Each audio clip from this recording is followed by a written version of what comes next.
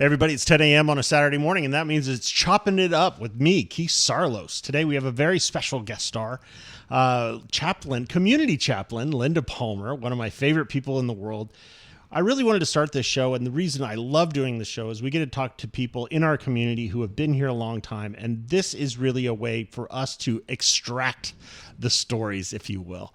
Welcome to the show, Linda. How are you doing today? Hello, everybody. Nice to see you. So we'll go down your little bona fides right now. Where are some of the places people can find you? Well, I have a website, just to fill in the blank and contact me. It's chaplainlindap.com. Perfect. Keep it easy. Yep. Or if you see me around town on the trolley on the weekends, just say, hello. Basically, I'm in and out of all kinds of things. I'm what's known as a seeker or a scanner or a squirrel. I have so many interests in so many things, which is why community chaplain is like I can't just stay put. I have to go do all kinds of things. Awesome. So when we were here last time, we were talking about everything in your life, from building the oil refinery that never opened, building race cars, everything in between. But when we were done with, got off the air, you and I just started having a conversation about Solvang in general. And I kind of view you as my living book of Solvang history. And we got into a very interesting conversation about Solvang previous to World War II and post-World War II. Can you walk us through that story a little bit? Now, as far as history, I'm the recent kid. I didn't grow up here, but I was blessed to work at the Elverhoy Museum, our history museum for the town of Solvang. I also helped Esther Jacobson Bates, who was the executive director, who wrote the definitive book on Solvang, Spirit of Solvang, which you can get at the museum and some of the shops in Solvang. And I literally learned how the process of a bunch of Danes showing up here and how did we end up being so, as the people on the trolley go, you're so cute. How did we get to be so cute? How do we become a Hallmark town? Yes, exactly. Yes. How did we end up starring in a Lifetime movie, a very Christmassy town? Yeah. Well, basically, we looked like every other town in Southern California because when the Danes showed up here, they wanted to be modern like Los Angeles and sophisticated like Santa Barbara. Sure. So the architecture looks like, the cute little Tudor-style houses, the little English cottages that were very popular around the Burbank movie studios with all the English guys coming over here for movies. Yeah. And then a lot of the Mission Revival out of Santa Barbara. So as you go down, especially on 1st and 2nd Street, you'll see all these cute little houses, and you go, they don't look very Danish. And you're right, because the Danes didn't really think of it that way. Well, some of our guys go fight World War II, especially a guy named Ray Puska, who ended up in a prisoner of war camp. And these guys had never been to Europe. They had no clue what Denmark looked like. They spoke Danish because their grandmas and grandpas, their momos and fafas here in town spoke Danish. They were Danish heritage, but they were Southern California kids. They grew up here. They swam in the Pacific Ocean kind of kids. And so after the war, they go check up on Grandma and Grandpa back in Denmark, finally get to see what Northern Europe looks like, this half-timber style that we have here in town. And when Ray comes back, and in 1947, it's actually in the minutes of a meeting of what was then called the Solvang Businessmen's Association, now the Chamber of Commerce, that for many reasons, one, to basically memorialize the heritage of the Danish people because they did some amazing things in World War II, and he was very proud to be a Dane. Mm-hmm. Second, he had seen and talked about tourism of these cute towns, and that was kind of beginning to be a thing. So in 1947, he and especially a guy named Ferd Sorensen, you hear a lot about Sir Ferd in town, started building down on Alisal at what was then Main Street, now Copenhagen, started building buildings that looked like what they had seen in Northern Europe and Denmark.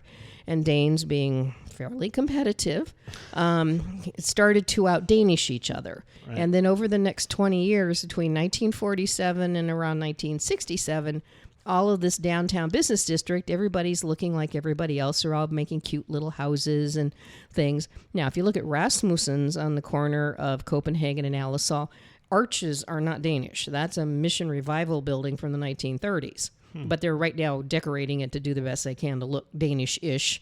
But as the rest of the town filled in, they started going with the template. Now, something important happened in 1967. Do you know what that was? Incorporation? No. Ooh, let's hear it. The freeway went through Buellton. Oh, okay. back in the day when I was driving from Santa Barbara to San Francisco, you took Highway 1 through Lompoc. So you were 30 miles away from Solvang. We were not a quick, easy little off the freeway thing. It was a little two-lane highway, kind of like the one that's above Buellton now. So it was not a quick stop for cookies or anything. Also, there was no bridge on Highway 154 until the mid-60s. So getting to Solvang, I really had to want to come to Solvang. So yes, there was tourism, but not like now because you couldn't really get here. It wasn't a quick pull off and make a potty stop and buy a bucket of cookies. So even though we were cute, it was mainly for us. It was mainly for the locals. Well, so then the freeway gets put in and all of a sudden people are stopping and coming into town and we became a thing. So in this early 70s into the 80s, traffic starts building and we become known as kind of a wide spot in the road. Yeah. And we then started doing some publicity and such. And then when we became a city in 1985, it is in our city charter. It's literally written into the law that this downtown business district, what we call the village, has to have that half timber look if you were built or remodeled from 1985 going forward. And that's why we have the design review committee, which is to make sure it stays consistently looking Danish enough. Right. So that's kind of how it started. It didn't start for tourism, even though that was a component of it. But if you look at the actual presentation that Ray Puska made to the Chamber of Commerce, which was, we need to do this to honor our heritage and maybe attract people to start coming. Right. And the Puska windmill, the big white one on Alisal, that was built in 1964. So it was still in that window of, we are attracting you, but can you kind of come visit, please? Sure. Can you take a back road and come in here? I mean, I remember getting off at the top of the hill. You come through the Gaviota Tunnel, get to the top of the grade, and you would turn right onto Nahoe Falls, come in the back way, and the first gas station you saw from Goleta was pretty much on Lundy there on the corner of Alisal and Mission. Really? Yeah. So there was you weren't going through Buellton for anything. Got it. So what year? So you brought up two things. What year was the bridge built? 64, 67. It's in the middle 60s. Both things happen very close together. And is that so? When you were talking about the 101 freeway, right? I always talk to my kids about like cars, right? You know, back in the day, like the movie Same Cars. idea. Yeah. Exact same idea. Exact same idea. I go, oh, this is how those things work. They built the highway, the freeway, and people didn't go down Avenue of the Flags anymore. They were on a freeway sailing right past. Yeah, and back in the day, until the 80s, I think, there you went through Santa Barbara along the shoreline, and you had stop signs and signals. Yeah. There were no freeway there either. So when they were planning and talking about the freeway, Buellton assumed it would be like Santa Barbara with it's a 4-lane going through town with signals and stop signs. So that's why Avenue of the Flags was this huge street, because the city of Buellton pre-built it assuming they would go that way. Really? And then Caltrans did them a dirty and put in the underpass. Is that roughly the same time Pea Soup Anderson's was built as well, or was that before that? No, Pea Soup had been there quite a long time. Got it. I don't know enough about Buellton to know their date. I know I'm stretching you here. Yeah, like I say, not a historian. I'm a chaplain. We go out and we hit people over the head with our beads. Perfect. So back to coming into town, you brought up a little point there about the history of the Danes in World War II. Yes. Could you please tell that story? Because I've talked to a few Danes that didn't know this story, and I think this is an important one to get out there. There's something called the Whispering Nights. A lot of junior high school kids will have read a little book called Number the Stars, which was all about two children in Denmark, one who happened to be Jewish, and what happened in 1943 when they started clamping down. So when Denmark is a peninsula off of Germany, so when Germany decided we're going to roll right over Denmark, it was not anything they could really do. It was like they woke up overnight and it was like, oh my. Now, the good news was the Germans wanted to show this as a model country that they could all be friends and live together and everything was fine. And the Jewish community was pretty much left alone. They did want to have the Jews start wearing yellow stars. Now, there's an apocryphal myth that King Christian said, if you make he wore a yellow star as well as everybody else. Well, he said, if you make anybody wear a yellow star, so will I and everybody in town, so you won't know who's who. So nobody ever had to wear a yellow star because King Christian said, nope, ain't happening. So that was the Danish mindset. And so that's very community minded. Yes, very much so. Which is, again, part of why most people feel so at home in Solvang, as we are kind of a big family. And so the Danes, everything's going fine. And then in 1943, there's a change of thought. And back in Berlin, they say, okay, it's time to round up all the Danish Jews. And I think he was either a general or he was high up in the hierarchy in that whole thing, and in Denmark, and he heard about that, and he's going, no. So he spread the word to the people who needed to know, and so literally the plan was to round up all the Jewish Danes on Rosh Hashanah, which is their high holy day, where they would either be in temple or at home celebrating, and the word got out, get out of Dodge. And so this then started what were called the Whispering Nights, where people would hide the Danes. They'd go out and hide in farms. They were hiding in basements. They were sneaking them on little fishing boats over to Sweden. The same diplomat who had warned them cut a deal with Sweden to take all of these Jews. If they could put a foot on Swedish ground, they were safe. And so literally they would hide these people and then whisper them down to the boats, this way, this way, this way. And so those were called the Whispering Nights. And they literally saved every one of them. Unbelievable. And 300, I believe, were captured, but they cut a deal and they got them out as well. So there was no Holocaust in Denmark, period. Wow. And you brought up an interesting point about the age of the people. Yeah. Yeah. One of my favorite topics is that if you look, and there's a book that they sell at the Elverhoy called Henny, Henny, and Her Boat. And this teeny tiny little fishing boat, which was probably about 20 feet long, maybe, she made over 200 runs from Denmark to Sweden and back, ferrying people. And how big of a trip is that? About 25 miles-ish. Okay. It was not bad. But it's basically like it's at midnight, no sun, no stars, no moon, no stars. Also trying to avoid the gunboats and stuff. Yeah. And most of these people, they were teenagers. They were like 15, 16 years old. So the parents, if they got caught, could go, oh, I don't know how those kids, Well, and so, there were some people who were, charging through the nose for it. But generally speaking, no matter how it happened, they saved everybody who needed to be saved. Amazing. And then Henny, who was, I think, 15 when she started, when she finally stopped with the boats, she actually became one member of the underground, that's where she met her husband. And that boat is so famous, it was actually purchased. And it was sitting in the Boston Maritime Museum. I believe it's moved. But it was small enough to literally put in a room. Yeah. And it's just this little girl, so to speak, is going back and forth under potential death penalty, saving people. What a great community story. Oh, yeah. And then there are Danes, and unfortunately a lot of them have passed away now, where if you ask them questions, they'll answer. But you wouldn't know who did what to whom because it's not the culture to brag. It's something called janteloven, which means everybody's equal-ish. You don't brag about it. We all know you've got gifts. We all know you are successful. We all know that but nobody goes out and buys a new Mercedes kind of thing when they get a promotion. Everybody is a sense of community. And that, again, goes back to the whole thing here, the, quote, old Danes. They all get together and have coffee and pastries, and they still care about each other. There's still a neighborhood that looks after things, which is, I love our group project every day. Like that? Yeah. I love it. And tell people about it. I don't. What was the word that you said about not bragging?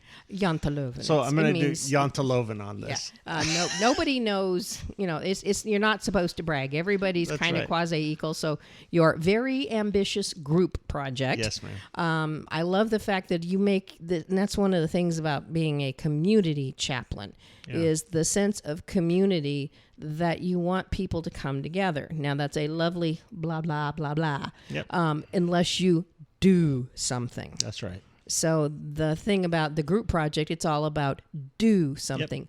Yep. Go invite somebody to breakfast. Yep. Go straighten up a stop sign. Yep. Yes. You saw that. Yes. Yeah. I say. I do have a segue on that just quickly. Is I put that stop sign up and then I drove by it again and I realized when they hit it, they twisted it. So when I put the sign back up, it was facing the wrong way. But you're going to love this. I called Santa Barbara signs. I called the county who was in charge of the signs and such. And I said, hey, I got to let you know that a sign. And she goes, yeah, I saw it on Instagram this morning. And I said, what? She goes, yeah, I follow you. I go, you got to be kidding. She goes, no. I go, well, the whole point of the group project is we're doing it together. And she goes, I'll make sure someone gets out there today to fix it properly. Right. And I went, this is amazing. Yeah. Like, and it made me happy. Yeah. This is what, and again, this is part of Danish culture. Yeah, you can say Danes are a little standoffish. They're a little cold. They're polite, but they're not going to give you a hug on the first meeting. Sure. But they are ridiculously loyal. Once you have earned that right. Earned is a good word. And because, it's not given, it's earned. It is something that community has to work together. You don't get to say all the right, shiny, bright words and talk about unicorn farts on the, but it's just... I hear too much of that where you're talking it, but you expect someone else to pick it up and run with it. That is a huge thing in my life where I have always said, and that's part of the sign that we put up. Well, just to let everybody know what this is. So on Saarloos and Sons, which is my Instagram, on January 1st, I started what I called the 2026 Very Ambitious Group Project. And basically it was, if it fails because it's me, but if it succeeds, it's because of we. And basically every day since the first, so now we're here on the 64th day, we are trying to do one small thing a day that makes our community or people around us better. Sometimes it's waving people into traffic, like you said, or sometimes it's inviting someone over or cooking a meal and dropping it off at someone. Just something. Just going out of your way to make your community better. And that's kind of become my goal of 2026. And that's the thing that I think has become missing is the doing part. Everybody's terrified of, but I'll get sued. Or I'll do this. And that's one of the things as a community chaplain, when I teach safety, it's like, okay, in the state of California, there's something called the Good Samaritan Act. You're covered. You can't be sued as if you want to help up to the level you are trained. So if you don't know anything, you can still dial 911 and go find somebody and drag them over. Sure. If you have Red Cross and you got the little certificate, then you can do a lot more. If you're CERT trained, you can do a whole lot more. So there's the fear of somebody coming and suing you has kept us from connecting. Yeah. It's kept us from doing. So that's the big part of my chaplaincy, which is the other part of this, which is right now, people are not taking things seriously. It's like, okay, I know nobody wants to buy insurance and nobody wants to worry about the next big earthquake kind of thing. Sure. But there are things that if you want legacy, if you want your kids to take over, if you want to be here 5 years from now through a couple of disasters, if you do some basic planning, what's keeping most of our legacies from going forward is you don't write anything down.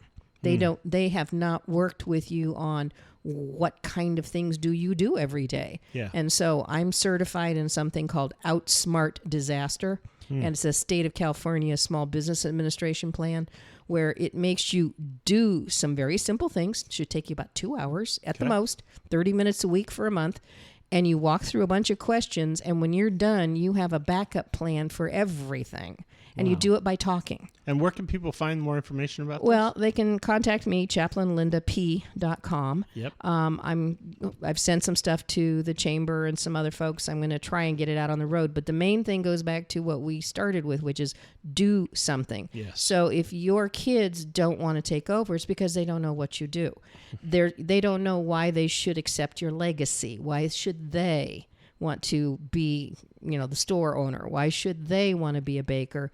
And part of that is because you haven't told them things.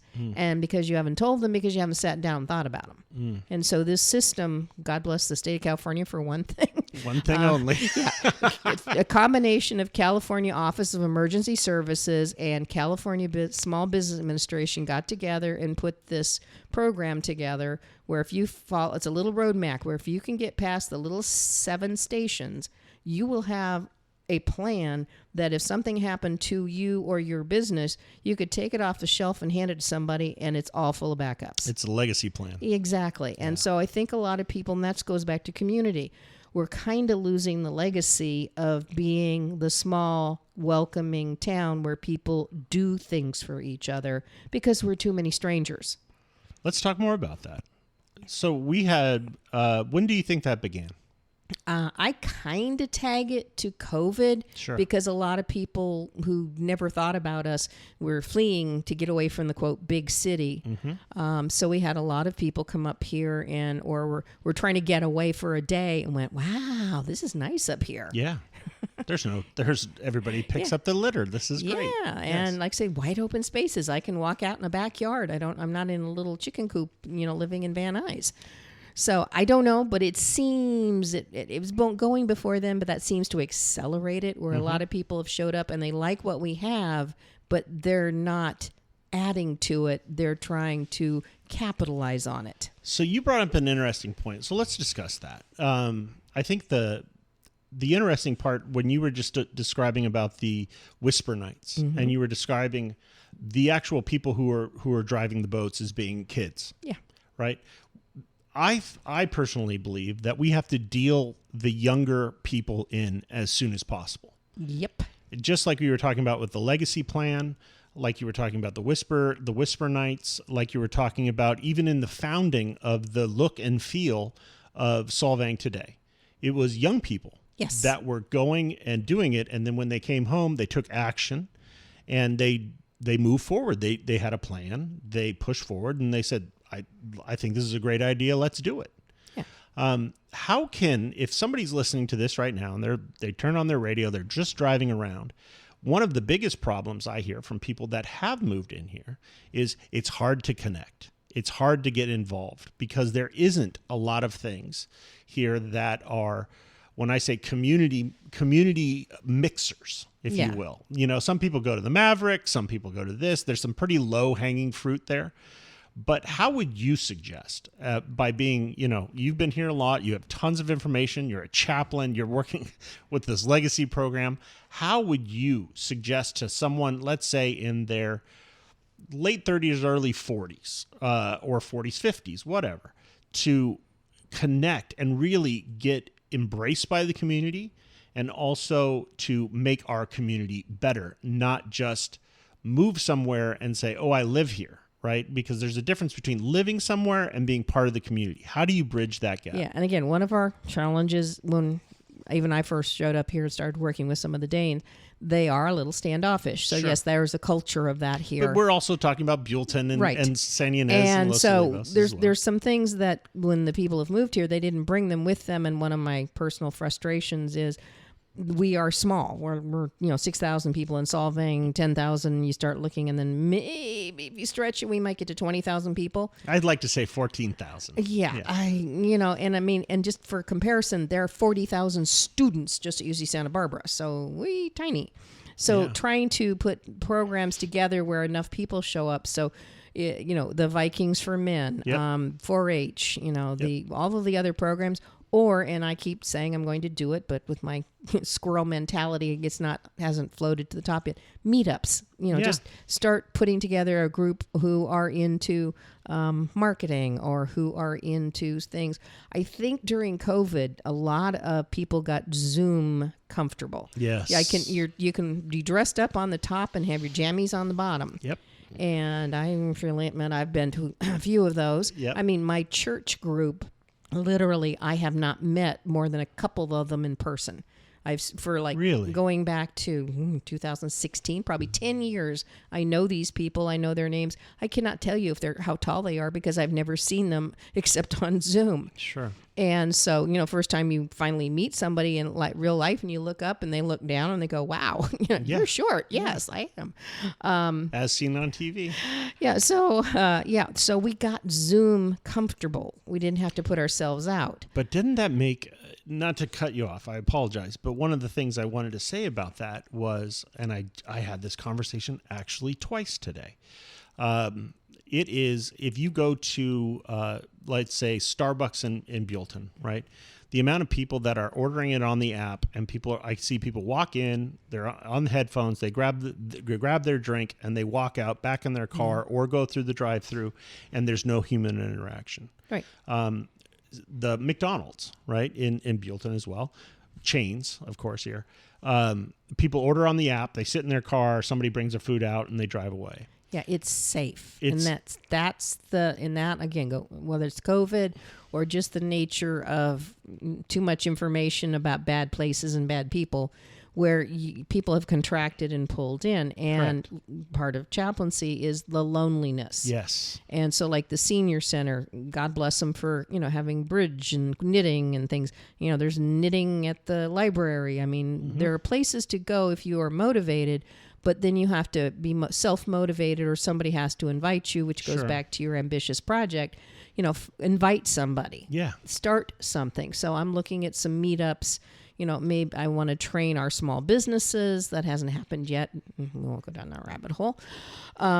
So that they have more of a sense of community. So rather than standing behind the counter and your community is the 3 people you work with, and then a whole bunch of people come and go, and then you all go home. Instead, maybe there's more of an interaction where all of this get together or all of that get together. Yeah. And yes, I know it's hard when you've got a life and other things, but I think we need to pull a priority on getting together back to community. I agree. And especially, again, I cut them some slack. I give them grace, as you say. Yeah. Where the newbies move into town and they go and they start talking to people and they get a lot of ahas.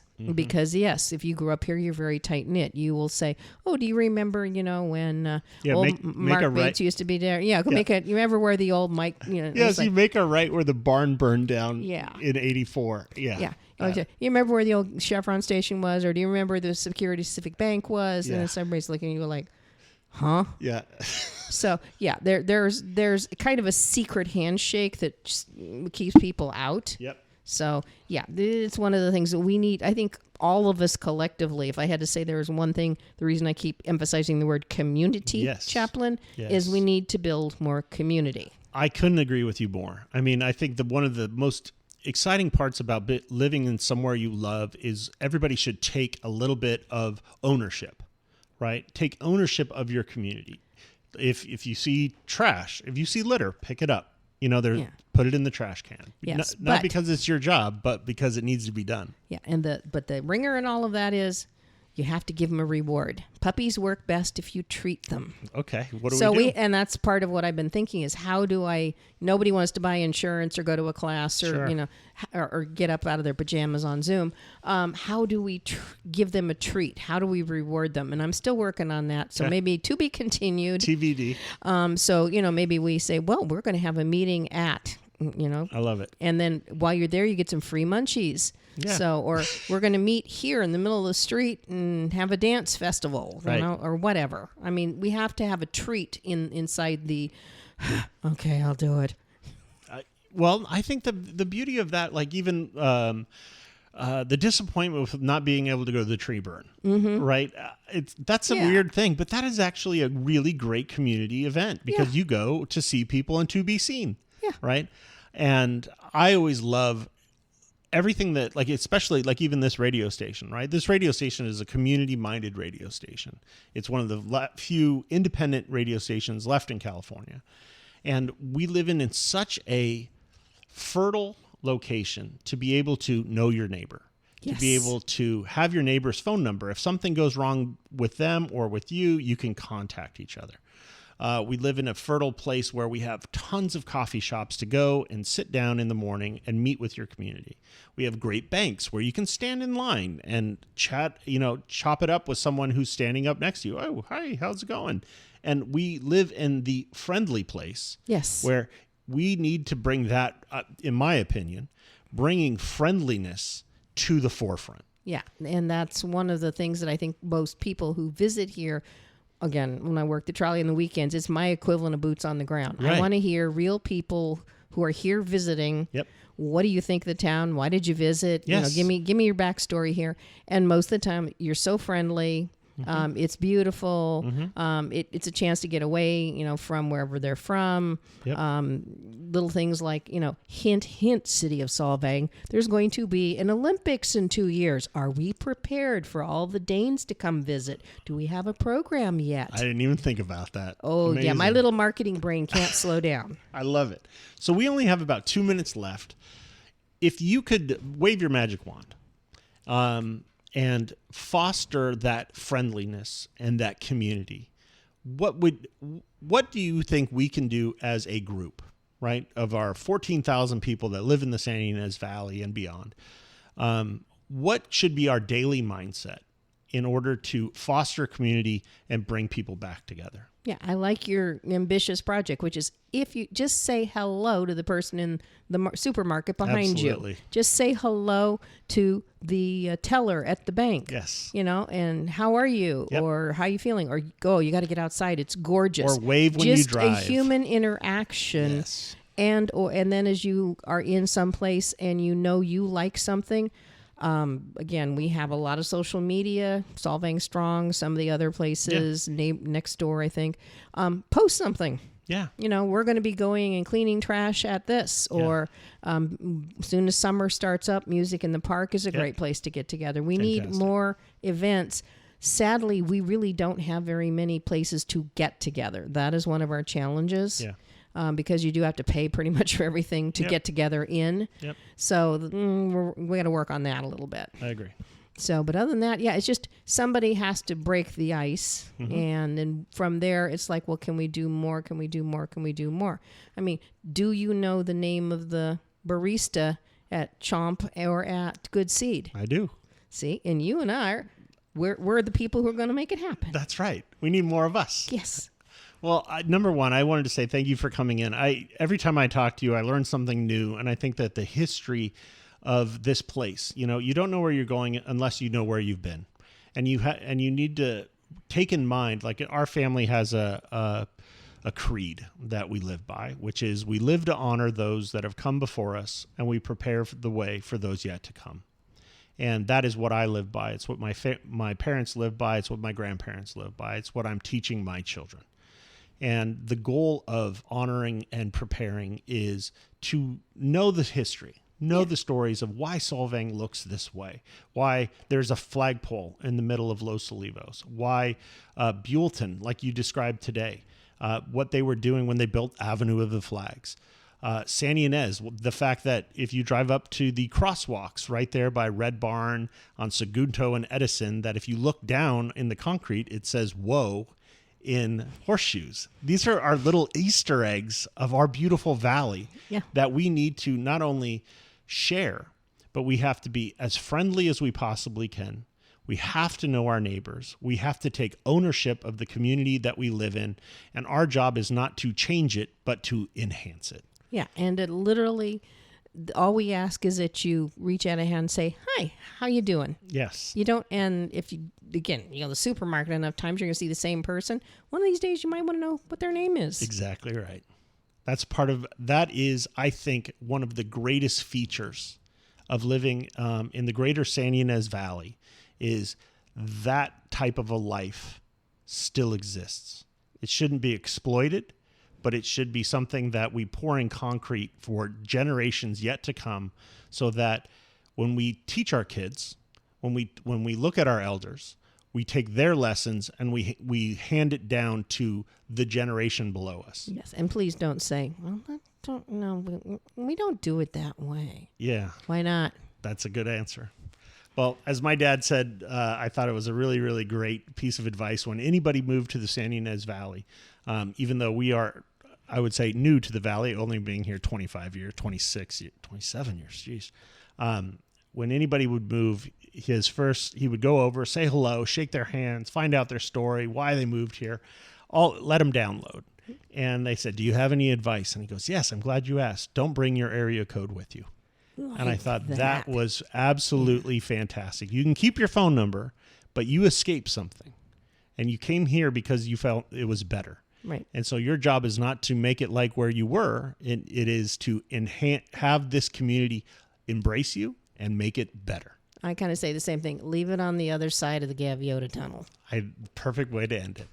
So everybody, this has been Keith Saarloos and Chaplain Linda P. And you can find her at chaplainlindap.com. It's easy as that.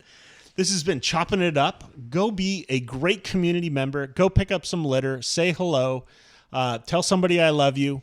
And we'll see you next Saturday. Back to your regularly scheduled programming here on Crazy Country 105.9.